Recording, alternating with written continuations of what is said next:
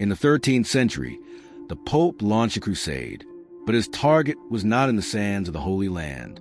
It was in the heart of Christian Europe, in the sun-drenched fields of southern France. And his enemy was other Christians. They called themselves the good Christians and lived lives of such purity and simplicity that they shamed the corrupt and wealthy church of their day.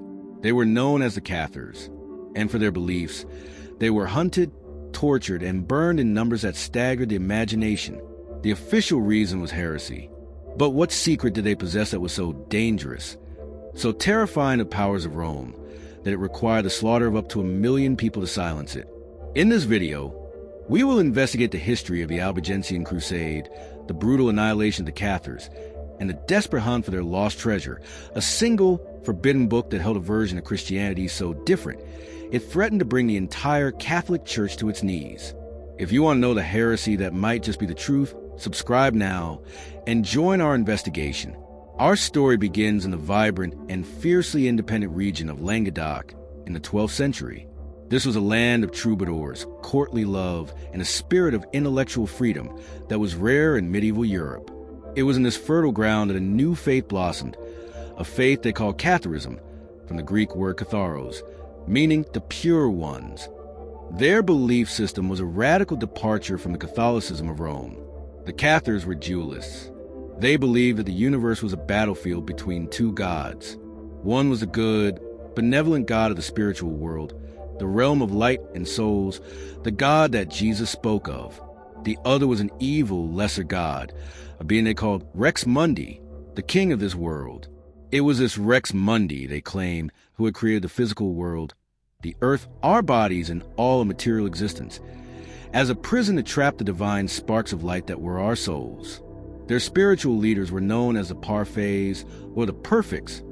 These men and women lived lives of extreme asceticism. They were strict vegetarians, embraced celibacy, and renounced all worldly possessions. They walked the lands in simple black robes, teaching that the path to salvation was not through the sacraments of a corrupt church, but through gnosis, a direct, personal knowledge of the divine spark within. Their message was powerful and simple. This world is a trap, and your soul holds a key to its own escape. This belief spread like wildfire, converting peasants and powerful nobles alike, who were tired of the hypocrisy and immense wealth of the Catholic clergy. In the gilded halls of the Vatican, this growing movement was watched with increasing terror. The reigning pontiff, Pope Innocent III, was one of the most powerful and ruthless popes in history. He understood that Catharism was not just a theological disagreement. It was a mortal threat to the very existence of the Church. Think of the implications of Cathar belief. If the physical world is inherently evil, created by a lesser, satanic god, then what is the Church of Rome? With its magnificent cathedrals, its vast lands, its jewel-encrusted relics, and its political power, the Church was the ultimate material institution. From a Cathar perspective, the Pope was not the vicar of Christ on earth. He was the chief servant of Rex Mundi. Furthermore, if salvation could be achieved through personal enlightenment and a single final sacrament, the consolamentum, a form of spiritual baptism, then the entire structure of the church became redundant. What need was there for priests to forgive sins, for sacraments to ensure salvation, for tithing to support a wealthy clergy? The Cathar faith offered a direct line to God, cutting out the middleman. And that middleman was the most powerful and profitable corporation in the medieval world. Innocent III tried sending preachers, like the future St. Dominic, to debate the Cathars back into orthodoxy. They failed. The good Christians were too devout, their arguments too compelling. Innocent III realized that this idea could not be defeated with words.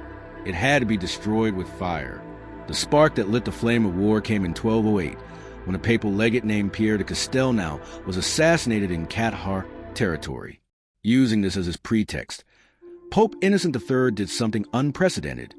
He declared a crusade, not against Muslims in a distant land, but against fellow Christians in the heart of Europe. He offered the lands of the Cathar nobles to any northern French lord willing to raise an army and march south. The Albigensian Crusade began in 1209. It was a campaign of shocking brutality. The first major target was the city of Béziers. When the Crusader army arrived, they found a fortified city filled with both Cathars and Catholics. The commander of the army reportedly asked the papal legate, the abbot Arnaud Amaric, how they should distinguish the heretics from the faithful. The abbot's alleged reply is echoed through history as a testament to the horror of religious fanaticism. Cadite eos, navit enim dominus casunias. Kill them all, for the Lord knows those who are his. The army stormed the city and slaughtered every man, woman, and child, up to 20,000 people. They burned the city to the ground. This was not a war of conversion. It was a war of extermination. This act of terror was designed to send a message across Languedoc: abandon this heresy, or you will be erased from the earth. For 20 years, the crusade raged, a campaign of sieges, mass burnings, and the establishment of a terrifying new institution to hunt down the survivors, the Inquisition. By the 1240s, the Cathar faith had been driven underground.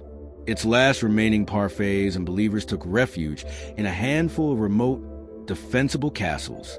The most famous, the very symbol of their resistance, was the mountain fortress of Montségur, perched atop a sheer, rocky peak. It seemed impregnable. In May of 1243, a royal army of 10,000 men arrived and laid siege to the fortress, where around 400 people, including over 100 parfaits, were holding out. For 10 long, brutal months, the Cathars of Montségur withstood the siege. They endured starvation, cold, and constant bombardment. But in March of 1244, their situation became hopeless. A small group of Basque mercenaries managed to scale a sheer cliff face at night and capture a key watchtower, allowing the Crusaders to bring their catapults within range. A truce was negotiated. The defenders were given 2 weeks to consider their options: renounce their faith and live, or hold to it and die. During these 2 weeks, something incredible happened. The night before the final surrender, on March 16, 1244, for Cathar parfaits, their names lost to history, were lowered down the sheer cliff face with ropes. With them, they carried the most sacred Cathar treasure. While these 4 escaped into the night, the remaining 225 parfaits walked out of the fortress, refused to renounce their faith, and were marched down the mountain to a huge pyre, where they were burned alive without trial. They died singing, martyrs for a secret they had successfully saved. What was this treasure? This secret so important that 4 men were saved while over 200 chose to burn for it. It certainly wasn't gold or jewels. The parfaits had renounced all material wealth. The legends and esoteric traditions are clear. The treasure of the Cathars was a book. Some believe it was a book of love, a lost gospel penned by the Apostle John, containing the most secret, esoteric teachings of Jesus. Others believe it was an original gospel written in Jesus' own Aramaic tongue. The most famous theory connects it to the legend of the Holy Grail, but not the Grail as a cup, but as a sangreal, a royal blood. This theory suggests the Cathars were the secret guardians of the knowledge of Christ's bloodline, the descendants of his union with Mary Magdalene. Whatever it was, this book contained a truth so powerful, a version of Christianity so different from the one preached by Rome, that the Vatican was willing to commit genocide to see it destroyed. The hunt for this lost gospel, this treasure of Montségur, has never ended. It remains one of the great unsolved mysteries of history, a testament to a faith that was silenced, but whose secret may still be out there, waiting to be rediscovered.